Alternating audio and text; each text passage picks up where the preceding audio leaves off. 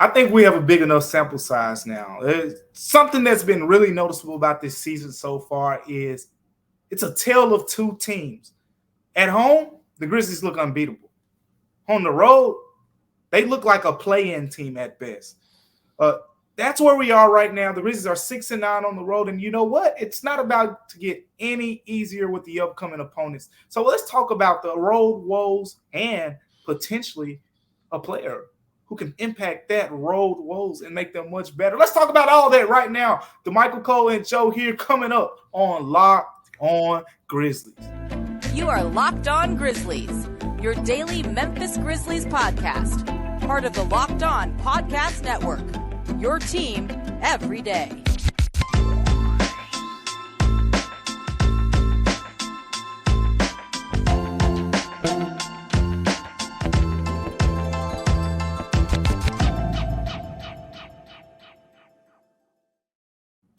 What's going on, everyone, and welcome back to Locked On Grizzlies. Your favorite duo is back together. We're back. Yes. Joe. I missed you so much, Damichael. Sorry to cut you off. I couldn't hold it in anymore. I've just missed you. You look so good. I love that jacket pullover thing you got going there.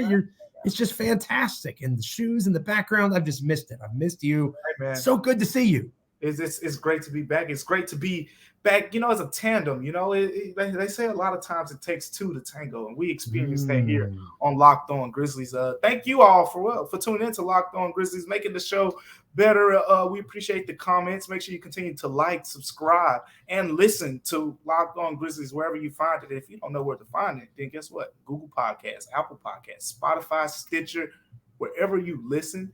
Where you can Google right now how to listen to a podcast. And I can almost guarantee you Locked On Grizzlies will be available on that platform. So we thank you for tuning in as well. Make sure you continue to tune in. And even though the Grizzlies are on the road right now, make sure you continue to tune in to them as well, because it's not as pretty. It's not as pretty. They could use some support. Yeah.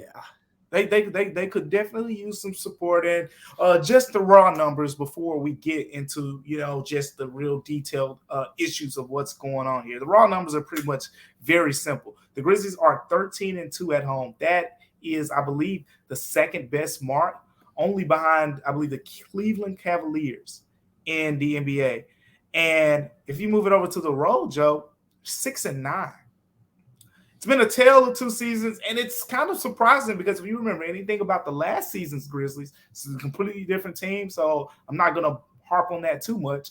But the team last season, they were road warriors. We talked about that on here, how good they were on the road. It didn't matter where they played you at. They were going to play really good basketball. So, Joe, what do you make of this? Because at home, we just saw it. Boom, they go on the homestand, win all five. Then they come on the road.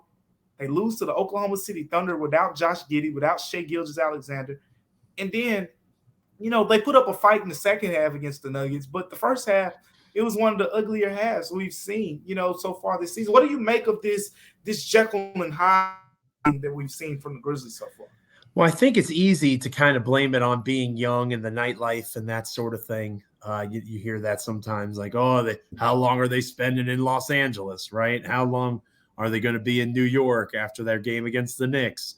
These guys have social lives. They're human beings. And, every once in a while, maybe that could be part of an issue. But that's certainly not the overwhelming factor here. Damichael, for me, I think it's as easy as acknowledging that this team is yet to be in its full form, right? I know we'll talk about Desmond Bane's absence throughout this episode. And he was majorly successful last year as a road player, but he is also a stabilizing force in terms of personality, in terms of his presence on the floor. Obviously, he's traveling with the team. I think that so much of their success at home has to do with comfort, the routine and being in your own bed. And again, they're human beings. I think we underestimate those things as people that follow sports. Like Ja Morant is a dude. He's a dad like me. You know what I mean? He's got a little kid, even though he is vastly superior as an athlete and is one of the great NBA players. He's a human being that has a child, right? Like, you don't know what's going on in these dudes' lives. And when you leave the comfort of home, I think that can be challenging for a group of players, young, old, it doesn't necessarily matter, especially when you're not in a situation on the floor, a place where a lot of these guys feel at home because they've been there so much as a basketball player.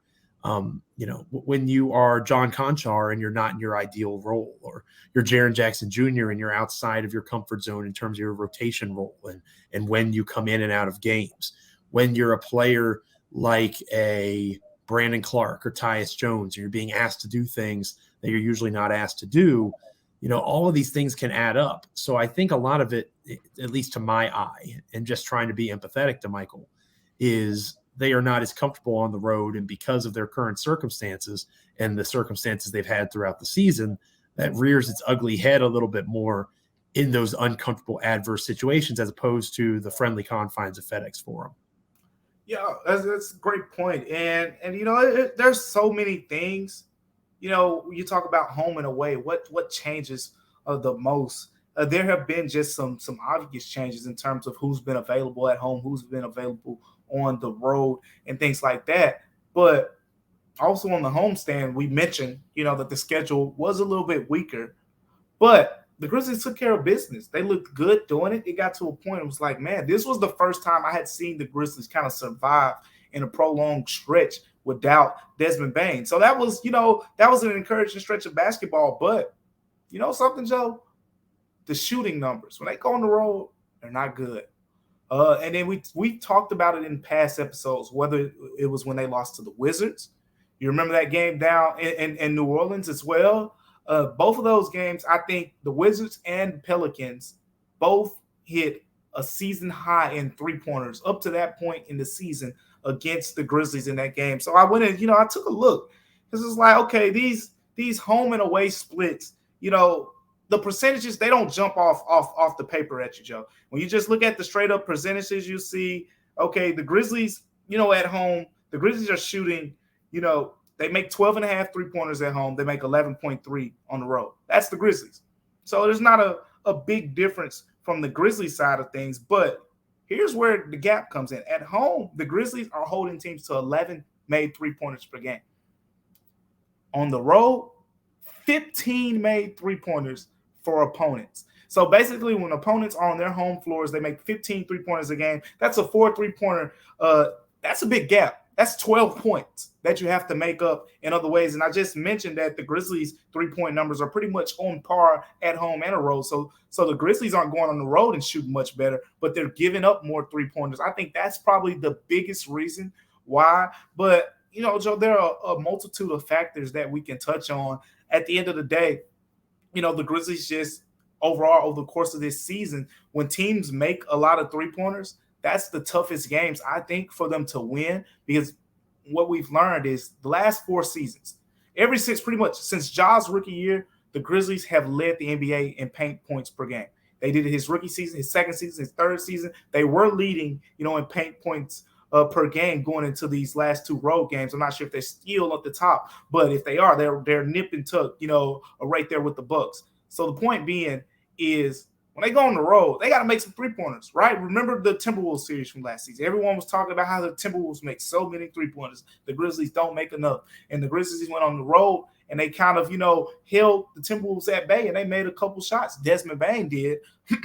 Might be hinting on to something there, but Desmond Bane did as well. So I think it's a combination of all those factors, Joe. But more than anything, the Grizzlies have to find a way to limit these teams from shooting, making as many three-pointers. You know what? And I heard this. I don't want to prolong this point too much here, but I didn't know this, Joe. You may have knew this, but I did not know this when I heard it on the TNT broadcast. So shout out to the TNT broadcast for bringing up the fact that Taylor Jenkins, I think in his last 2 seasons with Mike Budenholzer, I don't know if you heard that on the broadcast, but those defenses gave up a lot of three-pointers per game. They were near the bottom of the NBA, and they were still one of the top defenses, but they gave up a lot of three-pointers per game. The Grizzlies still one of the top defenses right now, but giving up a lot of three-pointers. I see a lot of confusion in terms of the scramble drill. I know you know what that is, obviously, for those that maybe aren't as familiar. Whenever you're in a position where the ball is being swung, right? The ball is moving quickly along the perimeter. Defenders being able to find shooters, get hands in front of faces. I think that they're out of sorts in terms of defensive rotations. There's been some correspondence with the assist numbers in those losses, especially on the road. I think in one of the games it was either OKC or the game, obviously, against Denver. I believe it was the Thunder, because I think I remember talking about it. They only had like 14 or 15 assists on their made shots. So when the Grizzlies offense isn't clicking together and when their defense isn't flowing the way that it's supposed to, it's not going to work. And I think a major reason for that is the concerns in terms of just finding the right fit with Desmond Bane out, because he's so influential, especially to that offense.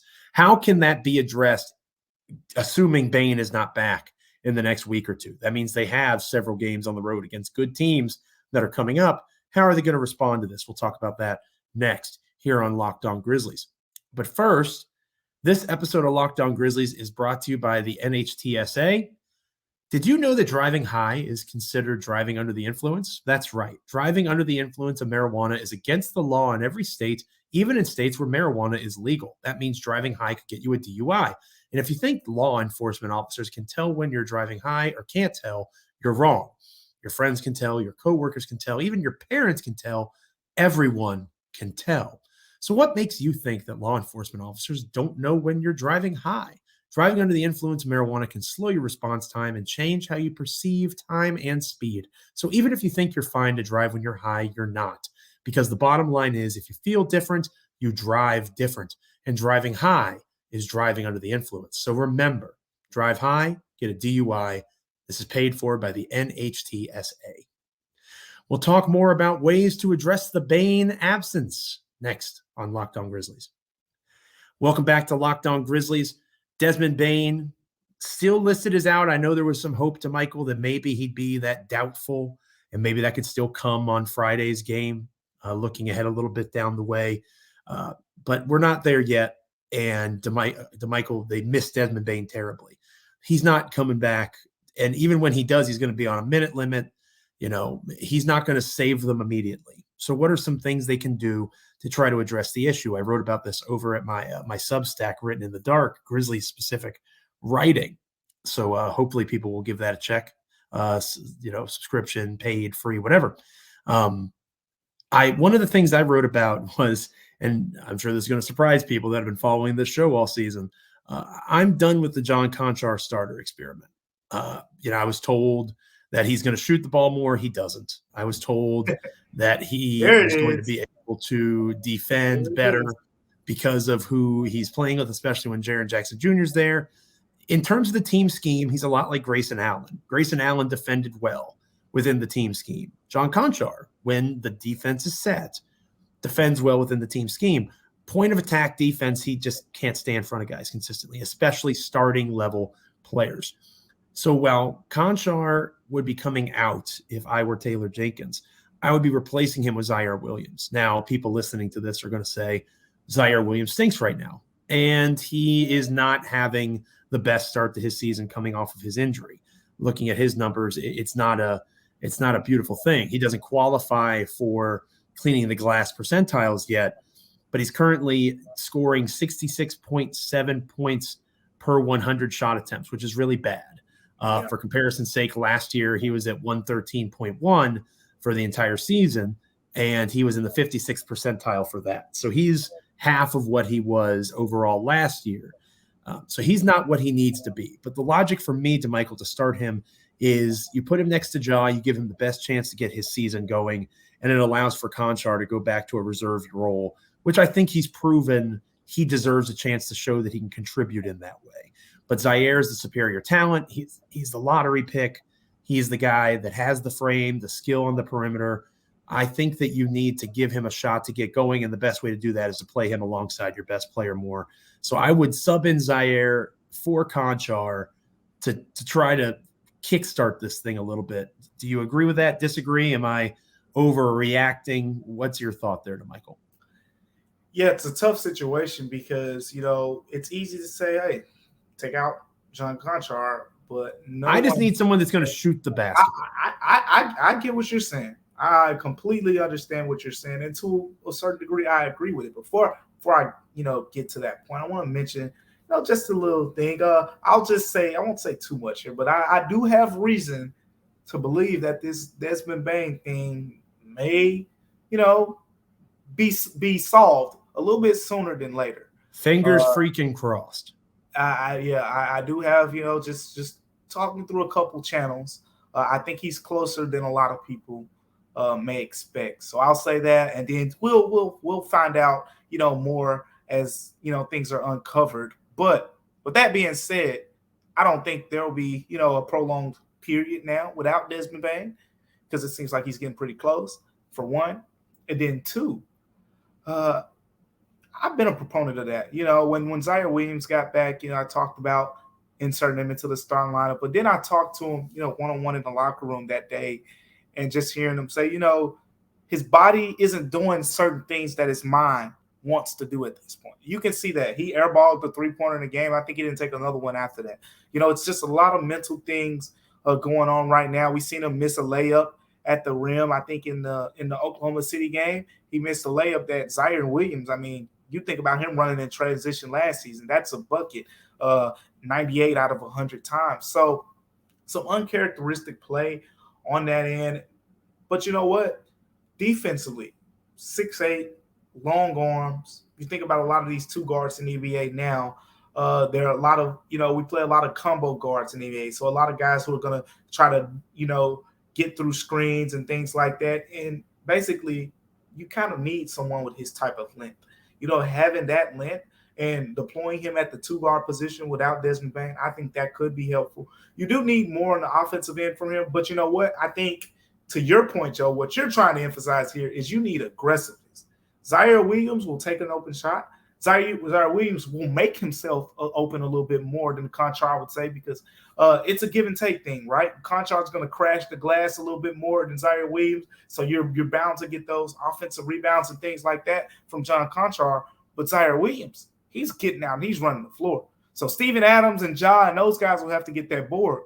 But as soon as they get it, I guarantee you, Zaire Williams is going to be one of the first players up the floor. And we've seen, countless numbers of alley-oops and just easy baskets because of that.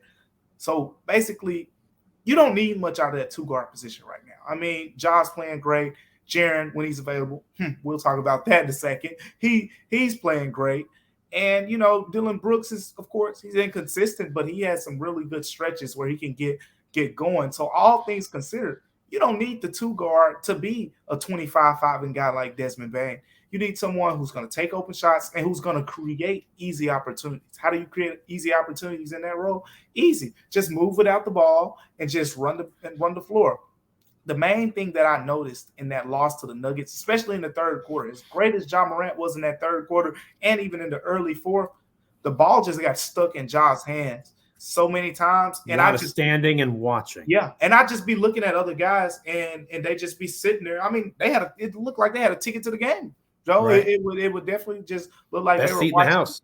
And the thing about it is, Ja's amazing. He's going to score in those situations sometimes and whatnot. But you know what? As a defender, you know exactly where the ball is going to go if he passes it. Because it's basically, hey, you help off, that's where the ball going. And if you help off, the other defender is going to know I got to rotate over there. And it makes it just so much harder to score. Yeah, I agree with you. For me, Zaire has a larger bag that skills can eventually fill into, right? Like John Conchar isn't 6'8", 6'9". John Conchar wishes he was a combo forward, but he has the size of a true guard and not necessarily the lateral quickness and athleticism. Whereas Zaire Williams has the size of a combo forward, but also possesses the skill set to be able to defend perimeter players. He is more of a 2-3 than he is a 3-4. And to me, it's a no-brainer once Zaire is willing to play and willing to be back in that spot. And I don't mean willing to play. I mean comfortable enough within his mind, body, and spirit to be able to provide what the Grizzlies need him to provide. But that's just an easy fix to me. Again, Zaire will be aggressive. That's a positive of him in that space. Thank you for making Locked On Grizzlies your first listen every day. Make sure to check out Locked On Sports Today, the biggest stories around the sports world in 20 minutes or less, plus instant reactions, game recaps, and Locked On's Take of the Day. Locked On Sports Today, available on YouTube and wherever you get your podcasts. This episode of Locked On Grizzlies is brought to you by BetterHelp. Unfortunately, life doesn't come with a user manual, right? Sometimes things aren't working for you. Things are bad at home. You're feeling a lack of confidence. You're not sure if you're going down the path that you're supposed to be going down. And at times you feel like regardless of the path, you're stuck wherever you are. That's normal. And navigating any of life's challenges can make you feel unsure about which way you're supposed to head. A career change, new relationship, becoming a parent. There's lots of obstacles that can get in your way to what you're trying to be. Therapists are trained to help you figure out the cause of challenging emotions and learn productive coping skills. This makes therapy the closest thing to a guided tour of the complex engine that is you. BetterHelp has connected over 3 million people with licensed therapists. It's convenient and accessible anywhere, and it's 100% online. As the world's largest therapy service, BetterHelp has matched 3 million people with professionally licensed and vetted therapists online, and it's affordable. Just fill out a brief questionnaire to match with a therapist. If things aren't clicking, you can easily switch to a new therapist at any time. It couldn't be simpler. No waiting rooms, no traffic, no endless searching for the right therapist. Learn more and save 10% off your first month at betterhelp.com/lockedonnba. That's BetterHelp, HELP.com/lockedonnba. We'll talk about another way that the Memphis Grizzlies could help right the ship on the road next here on Locked On Grizzlies. Damichael Cole, I'm frustrated with Taylor Jenkins, if I'm being honest with you. I feel like I'm bringing some heat on this episode. But Keep it coming, Joe. I'm frustrated because he fouls out his guys before they actually foul out. And I know Chris Harrington of the Daily Memphian has talked about this. Other members of Grizz Twitter have pointed this out. I'm just putting a Locked On Grizzlies ugly mug and semi-attractive voice to the puzzle here. Okay. Jaren Jackson Jr. picks up a second or third foul with 9 minutes left in the second quarter. He's only played 6 minutes in the first half to that point, and he doesn't return the entire rest of the first half. So that means your second best player has only played 9 minutes out of an available 24, right? Then the third quarter starts. He plays 5 minutes. Hooray. He's been on the floor that long, picks up his fourth foul. We don't see him again until the fourth quarter. So out of 36 available minutes, that puts you, in terms of math, at 14 minutes played. Jaren Jackson Jr. is one of your best basketball players, and you can be frustrated with him and his fouls. They've reared their ugly head once again, the issues that he had earlier in his career that he'd been doing so much better with.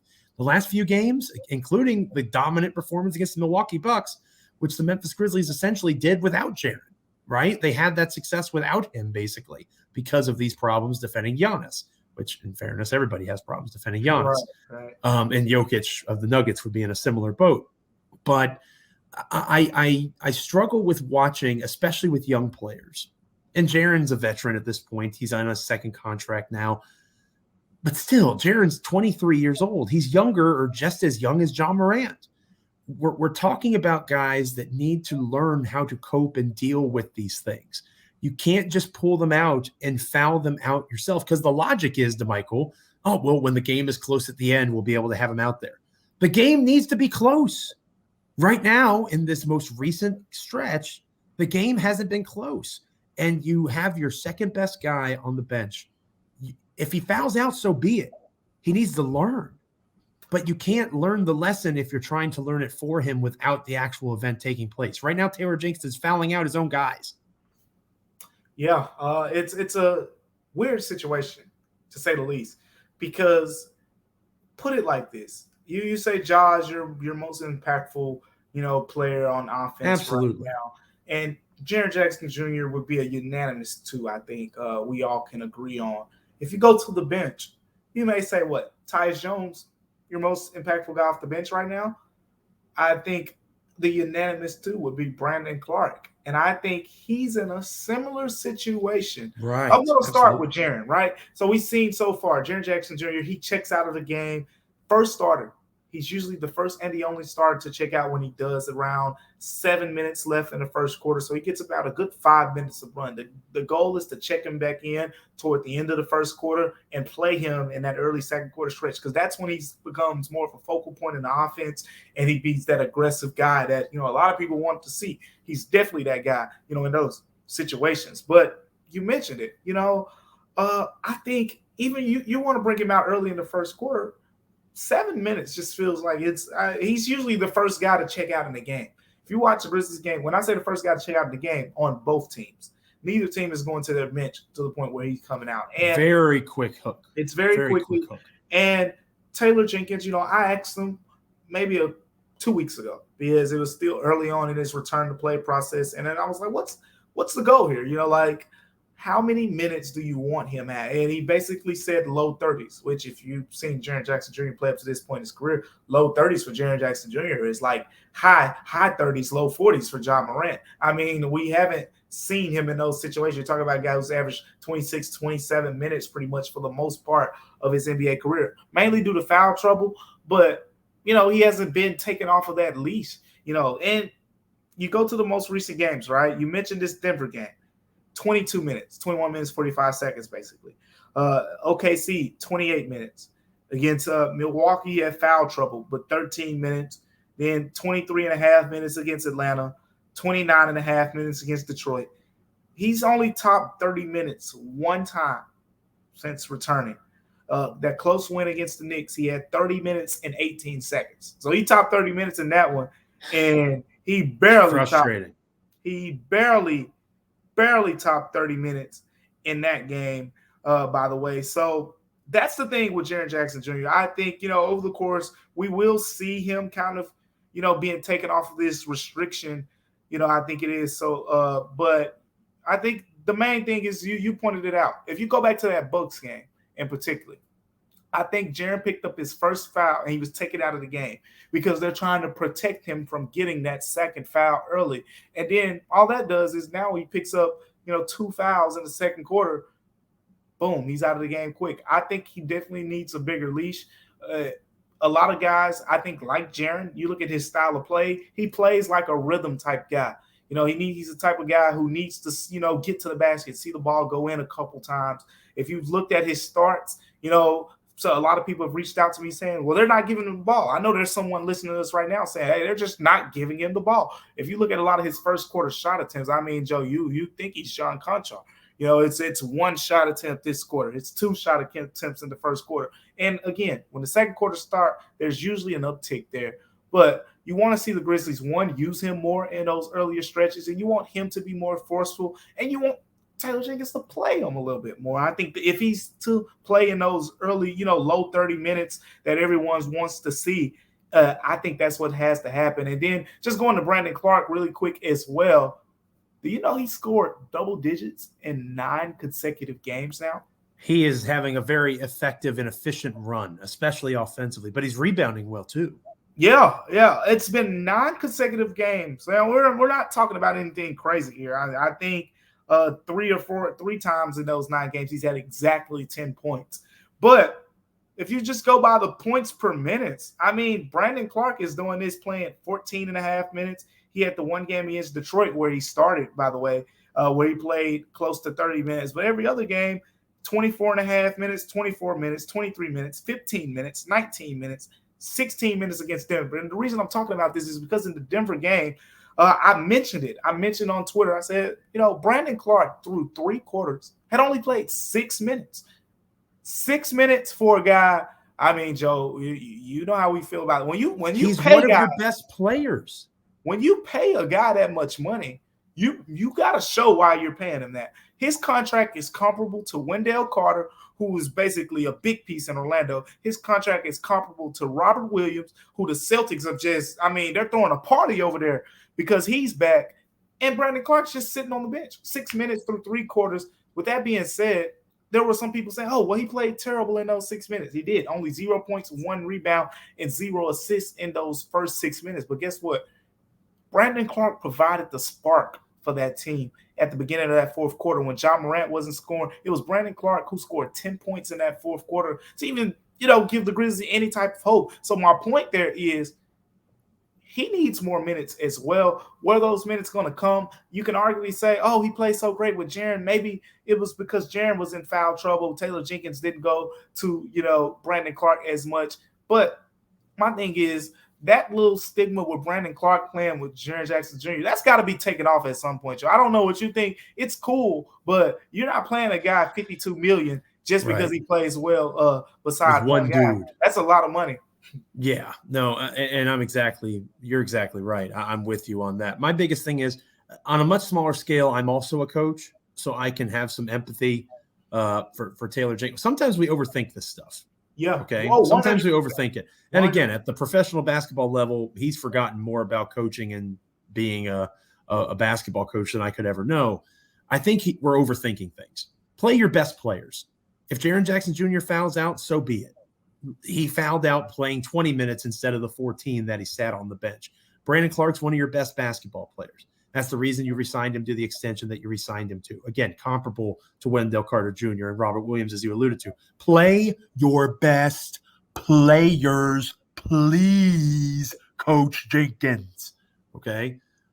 Sorry, Coach Jenkins. I wasn't very respectful. I got a little carried away there. Please let them have a chance to fail. You're failing them before they actually fail. Let them do it. That's where they learn. Trust me.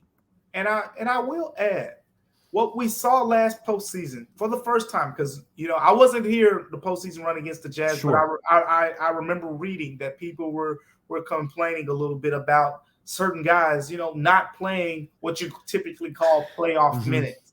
It's a long regular season. And we've seen the Grizzlies take a more, cautious approach, I would say. You're seeing the knee soreness and the ankle soreness and guys miss games, miss one game in return. We're seeing that more with the Grizzlies than we saw last season. The Grizzlies were going for it last season. When we saw the Warriors resting guys and those other teams, the Grizzlies were going for it. And Desmond Bane got hurt in the postseason. Ja Morant got hurt in the postseason. And so with all that being said, I feel like they're kind of part of this is like, hey, we're playing the long game. We know we're talented. We know we can compete with the best now. And it's part of the strategy here of thinking, hey, this is just, we're only 30 games in right now. We got, 50, potentially 60, 70 more games to play. Probably so. Again, the chess and not checkers kind of mindset. And I'm willing to acknowledge, the heat check is successful, right? Like I called it a heat check over the summer, the way that they've constructed this roster. We're 3 days to Christmas, but I think we can call it that they're having some success given what they've done. I just want them to play their best players. That's all. Thanks again for making Locked On Grizzlies your first listen today. Now make Locked On Sports Today your second listen. Pete Bukowski, brings you the biggest stories from around the sports world in 20 minutes. Get the analysis and opinions before anyone else with our local and national experts and insiders. Locked On Sports Today podcast is available on YouTube and wherever you get your podcasts. Damichael, the next time we are on the Locked On Grizzlies show here, our wonderful podcast, we'll be talking about another chance for the Memphis Grizzlies to get rid of some of these demons against a Phoenix Suns team that I'm sure is annoyed that everybody, there's been flavors of the week, right? Like the Pelicans were the flavor of the day for a couple of days. And if we're being honest, the Grizzlies were the flavor of the day for a couple of days. Yeah. They were ranked number 1 on the NBA app, and then they lose to the Nuggets and the Thunder. And now the Nuggets over the last day or so, after Jokic's last couple of performances, one of which being against Memphis, the Nuggets are kind of the flavor of the day. The Phoenix Suns are like, we're still here, and we're still pretty good ourselves. So it's the first of 2 times that the Grizzlies will see them within the next week. And it's going to be an interesting game. I'm sure we'll talk about that and more on the next episode. Yeah, it's going to be an interesting game. So many interesting factors. I'll be in Phoenix for that one as well. Exciting. So, we should maybe potentially have some practice updates as well, including the guy that everyone wants to hear about. So make sure you're tuned in for that as well. A questionable designation would be the Christmas gift that we all could use. An early ho, ho, ho. From old Santa Claus or Santi Claus, old Santi Aldama. But we'll see how that all plays out. Again, just if he was just listed as doubtful, that would be progression perhaps going into Christmas Sunday and that showdown with the Warriors. Thank you so much for making Locked On Grizzlies part of your Grizzlies experience, your NBA experience. We are free and available wherever you can get podcasts. We're also on YouTube. Rate, review, subscribe, comment, like. Help us continue to grow the show. Help us continue to make it successful. We've had a couple of really successful episodes in the last couple of days. So thank you guys so much for checking us out. Continue to stick around, spread the word. Locked On Grizzlies is a great way to get Grizzlies content. For Damichael Cole with a commercial appeal, I'm Joe Mullinax. Until next time, stay locked in, Grizzlies fans. This is Locked On Grizzlies.